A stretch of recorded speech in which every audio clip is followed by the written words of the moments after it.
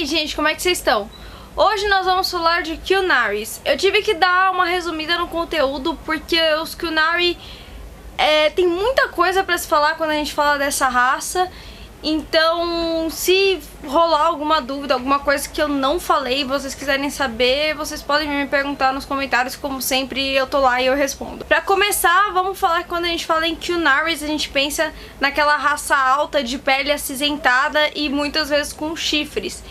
E na verdade isso é mais ou menos errado. A raça em si se chama Kocifi. Qunari são aqueles que seguem o Qun. E o Qun é um jeito de vida que veio dos Kocifi.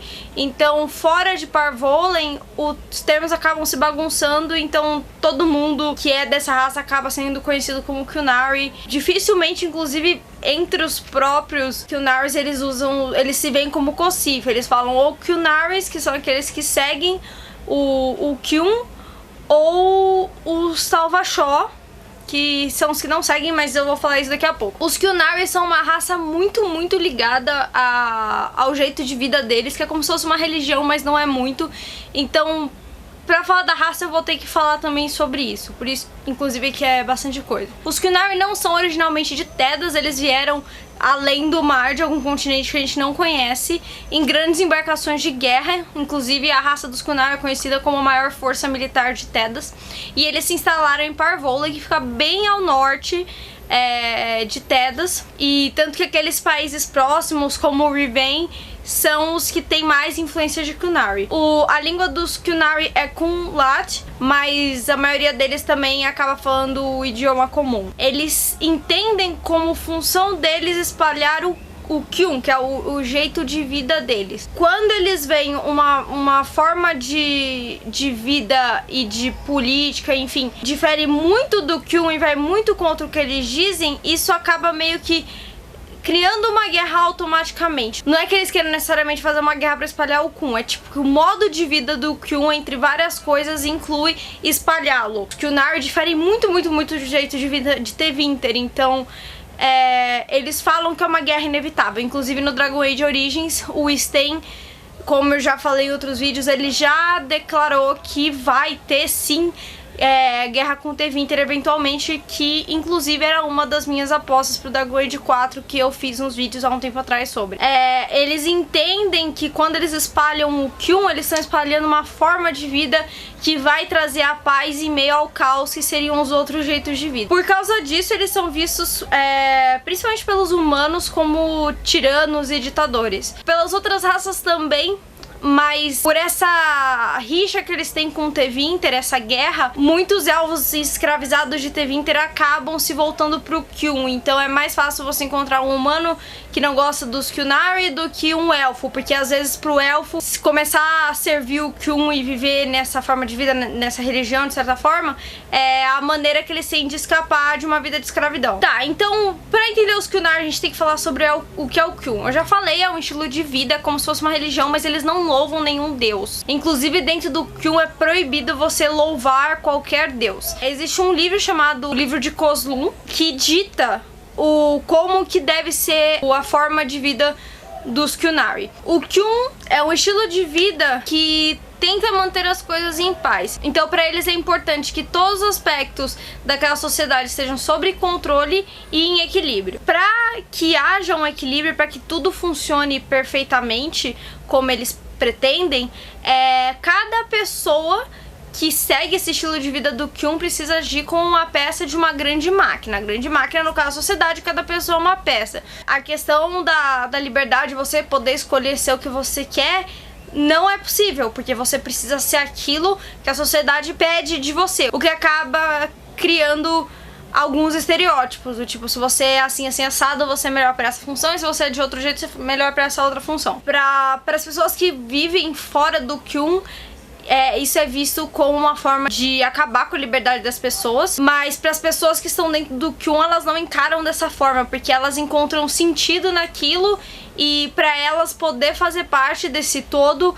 é o suficiente. A gente sabe que não é todo mundo que é assim. No Dragon Age 2, na DLC Mark of the Assassin, a gente conhece a Talis, que é uma elfa Qunari, só que ela tá em conflito consigo mesma, porque ela tá tendo dúvidas. E dentro do Q1 você não pode ter dúvidas, né? É aquilo, você precisa fazer aquilo. Até porque eu acho que se você tiver dúvida, você não vai conseguir se dá tanto de corpo e alma como as pessoas dentro desse estilo de vida fazem. E isso é tão relevante que o nome da pessoa não é bem um nome. Eles não têm um nome tipo, ai não, eu me chamo Clarice. Não, o meu nome vai ser o nome da minha função. O Sten do Dragon Age Origins, na verdade, Sten é o nome de uma função militar dos Qunari. E spoiler dos quadrinhos, eu vou colocar um aviso aqui de quando eles acabam. Em um dos quadrinhos daquela trilogia de quadrinhos do Dragon Age, nós descobrimos que o Sten agora virou o Arishok. Então, tanto que quando o Alistair vai falar pra ele, ah, e aí, Sten? Ele fala, não, eu não sou mais Sten, sou o Arishok. Tipo, aí se passou a meio que ser o nome dele. Na sociedade dos Qunari existem meio que 3 poderes. Então, tem a Arigena, que cuida das funções de trabalhadores, então, fazendeiros, pessoas que cuidam de gado, etc. Arikyun, que são... eles seriam mais ou menos sacerdotes, mas já que, né, tem aquela questão com a religião, não sei se eu posso chamar assim, é meio que a cabeça da parte dos ensinamentos. Tem uma série de funções no Q1 que é pra passar ensinamentos. Inclusive, novamente nos quadrinhos de Dragon Age, naquele quadrinho que é focado na Isabela, fala mais disso, porque inclusive ela fala disso, daquelas pessoas que ensinaram pra família dela como é viver no Q1. Então é uma parte muito importante, porque é um aprendizado constante e você precisa estar na linha, né? E aí tem o Arishok, que é o líder militar. Por ser o líder militar, os outros países encaram o Arishok meio que como o rei.